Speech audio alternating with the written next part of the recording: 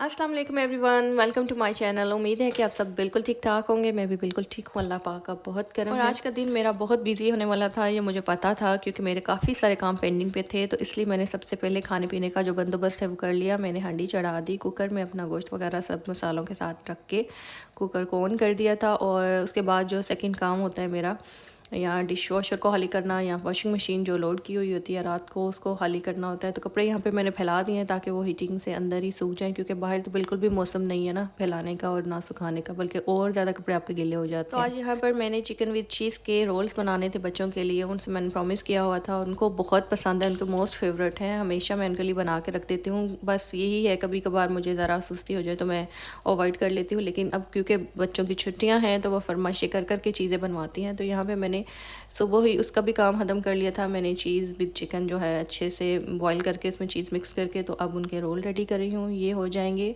तो मैं ऐसे ही इनको फ्रीज़र में रख दूँगी। उसके बाद जब ये फ्रोज़न लुक ले लेंगे तो इनको मैं जिप लॉक बैग में रख दूँगी और साथ ही उनको फ्राई भी कर दूँगी। और यहाँ पर मैं आपको याद करवा दूँ कि वीडियो को अभी आपने लाइक करना है और काइंडली लाइक कर दें। चैनल पे अगर आप नए हैं तो चैनल को काइंडली सब्सक्राइब कर लीजिएगा। इससे क्या होगा कि आपको अपकमिंग रमज़ान के हवाले से जो मेरी वीडियोज़ आ रही हैं पहले भी चैनल पर मौजूद है, आप जाके देख सकते हैं।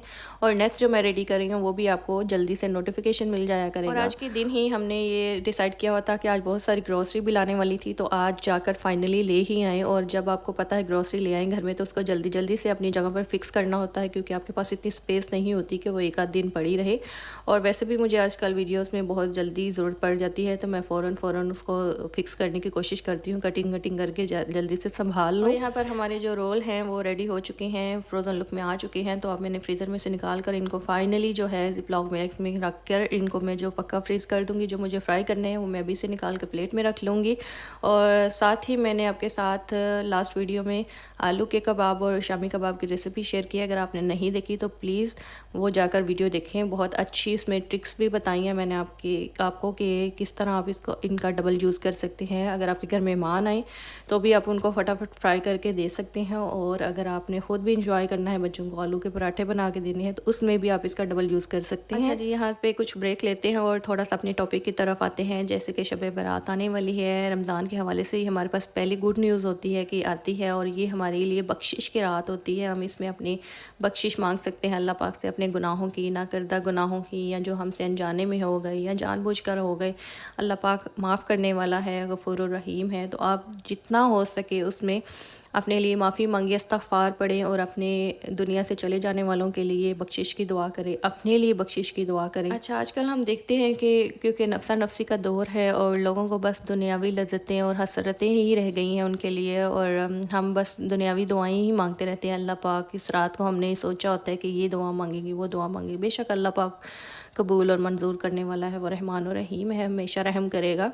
आप जो चाहे अल्लाह पाक, और आपकी ज़ात का मामला है, जो चाहे मांगे, वो बेनियाज़ है, देने वाला है, ज़रूर देगा इंशाल्लाह। लेकिन मैं ये कहूँगी कि हमें इस रात को अपनी बख्शिश की दुआएं मांगनी चाहिए। अपनी पेरेंट्स जो इस दुनिया में नहीं हैं, जिनके या जो भी रिश्तेदार, सबके लिए दिल खोल कर दुआएं मांगे, और सबसे पहले अपने दिल को खाली कर ले।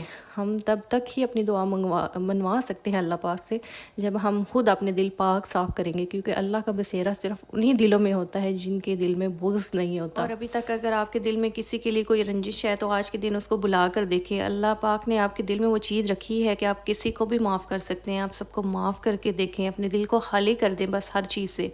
अगर आपने बेहतरीन रिज़ल्ट लेना है, अपनी दुआएं अल्लाह पाक से कबूल करवानी है हर हाल में, तो पहले आपको वहाँ पे जगह बनानी पड़ेगी, दिल को खाली करना पड़ेगा, ताकि आप दिल खोल के दुआएं मांग सके अपने लिए, अपने बच्चों के लिए, अपने पेरेंट्स के लिए, अपने घर वालों के लिए, जो भी आपको अपने से करीब है उनके लिए, अपनी बख्शिश के लिए, बच्चों की नेक तरबियत के लिए, अपने बच्चों को नेक रास्ते पर लगाने के लिए अल्लाह की मदद मांगे। सबसे पहले ये भी कि इस रात आप ये दुआएं मांगे कि अल्लाह पाक आपको रमज़ान तक सेहत दे और अच्छी ज़िंदगी दे, तंदुरुस्त ज़िंदगी दे, ताकि आप अल्लाह पाक को इस महीने में राज़ी कर सकें और अपने लिए रहमतें बरकतें मांग सकें।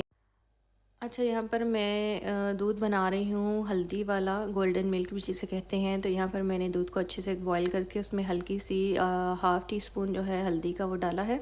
एक बड़ा कप जो है दूध का वो बनाना है मुझे, और उसके बाद मैं एक अंडा फेंट कर, जैसे ही अच्छे से गर्म हो जाएगा, अभी हल्दी को मैं अच्छे से मिक्स कर लूँगी, और जैसे बॉइलिंग पॉइंट पे आएगा तो फिर मैं जो मैश किया हुआ انڈا ہوگا وہ آہستہ آہستہ ڈالتی جاؤں گی، اور جو فورک ہے اس کو تیزی سے چلاتی جاؤں گی تاکہ انڈا جو ہے دودھ کے ساتھ اچھے سے مکس ہو جائے، بالکل محسوس نہ ہو کہ ہم نے اس میں انڈا ایڈ کیا ہے۔ تو یہ دودھ جو ہے میں ہسبینڈ کے لیے بنا رہی تھی، ان کو سردی والا بہت تیز بخار ہوا ہے، اور ان کے جو اندر کا سسٹم ہے نا وہ بھی اتنا پین میں ہے کہ بس ان کو سمجھ میں نہیں آ رہا۔ تو یہ دودھ جو ہے بہت ہیلدی ہوتا ہے، اگر بچے کو بہت زیادہ سردی والا بخار آئے یا بڑے چھوٹے کسی کو بھی آپ دے سکتے ہیں۔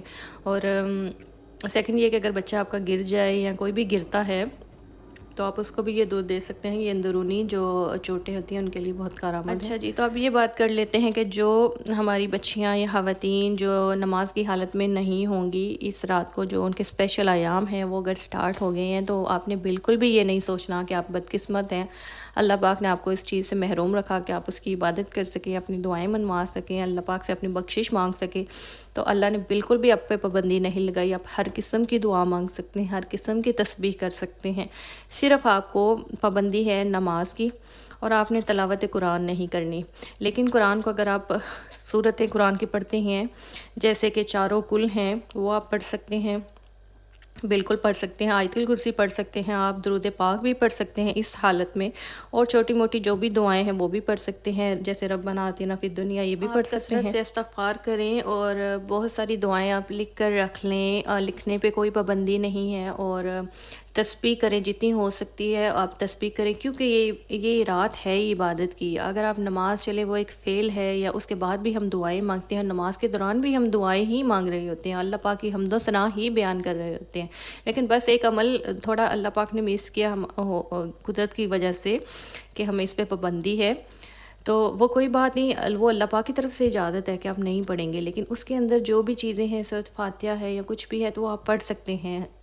حیض کی حالت میں لوگ یہ سمجھتے ہیں کہ ہم قرآنی آیات نہیں پڑھ سکتے، یا ہم مثلاً یہ سمجھ لیں، یہاں سے اندازہ لگا لیں کہ کل ہیں جو چاروں وہ بھی قرآنی آیات ہیں ہماری، تو ہم اپنے بچوں کو دم کر سکتے ہیں چاہے ہم اس حالت میں ہوں، اس میں کوئی مسئلے کی بات نہیں ہے۔ آپ کسی بھی مذہبی اسکالر کا نام لکھ کر یوٹیوب پر سرچ کر کے سن سکتے ہیں، ان کے بیان، ان کی اس چیز کے بارے میں جو بھی تفصیلات ہیں آپ اچھے سے سن سکتے ہیں، اور کیونکہ آپ ایجوکیٹڈ ہیں تو آپ پرانے زمانے کی میتھس باتوں پہ توجہ نہ دیا کریں۔ ہمارے پیرنٹس جو کہ اس وقت جس حال میں، یعنی جو تعلیم انہوں نے حاصل کی، یا گھر کے بڑے بزرگ ان کو بتاتے تھے، یا اس قسم کی تعلیم انہوں نے حاصل نہیں کی جو اب مذہبی اسکالرس ہمیں یوٹیوب پر، انٹرنیٹ پر ہر جگہ بتاتے ہیں، تو ہمیں ان کو فالو کرنا چاہیے۔ جو چیزیں ہمیں نہیں پتہ وہ ہمیں ان سے سیکھنی چاہیے۔ تو آپ ناپاکی کی حالت میں استغفار لازمی کر سکتے ہیں، تسبیح کر سکتے ہیں اللہ پاک کی، جو بھی آپ کرنا چاہیں، جو آپ کو پسند ہو، اور دعائیں بھی مانگ سکتے ہیں، کل بھی پڑھ سکتے ہیں، درود پاک، ایون کہ اب اس سے بڑی اور کیا آپ کے لیے